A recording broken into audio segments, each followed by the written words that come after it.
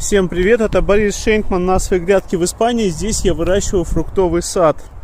Я придумал, как мне избавиться от этой кучи. В связи с тем, что мне дали разрешение на сжигание, то, что я хочу сделать. Я решил, что буду выкапывать вот такие небольшие ямки. Я только что начал ее делать. Здесь я буду разводить огонь, для того, чтобы он не перекинулся куда-то еще.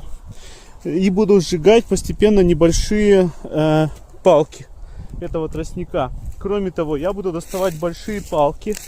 Потом я сделаю вот здесь такую приспособу, покажу ее позднее. И буду нарезать бамбук примерно по 2,20. После этого я его буду относить туда. А может быть, я вначале отнесу и там буду прямо нарезать. Вот, да, в этом тоже есть логика.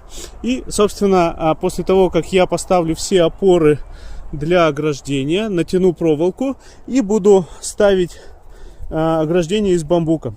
Буду втыкать его в землю и в двух точках привязывать. И я думаю, что будет достаточно красиво смотреться. Вот это защитит от кабанов. И этого вполне будет достаточно. И потом ямы буду выкапывать возле каждой кучи и потихонечку сжигать. А крупные ветки буду доставать и распиливать и собирать на дрова. Что еще хотел вам рассказать. Вчера я ездил в город Аль-Балат и наконец-то встретился с представителем, скажем так, товарищества, которое отвечает за воду. Выяснилось, что за воду на моем участке никто не платил 5 лет, и она пытается добиться, чтобы предыдущие владельцы закрыли долг 900 евро.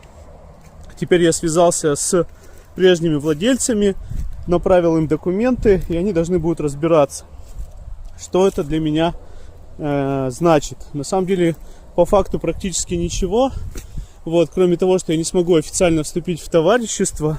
Вот, но вода ко мне все равно будет приходить. Платить за воду мне не надо, пока этот долг не будет погашен. Вот. Ну, как погасят, если вообще погасят, я вам об этом расскажу. Но главное, что я об этом поговорил, узнал размер бедствия. 900 евро. Это, конечно, немало, но и не какое-то огромное значение. Я все равно их платить не планирую. Я думаю, что предыдущий владелец все равно заплатит. Вот, теперь начинаю работать и хочу на этом месте посадить поле тыквы и картошки, и кукурузы, и морковки.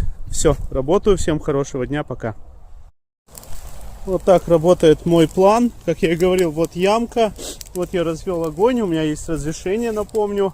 Все официально. И сейчас я расчищаю вот этот вот участок. Вот, отделяю длинные прутья для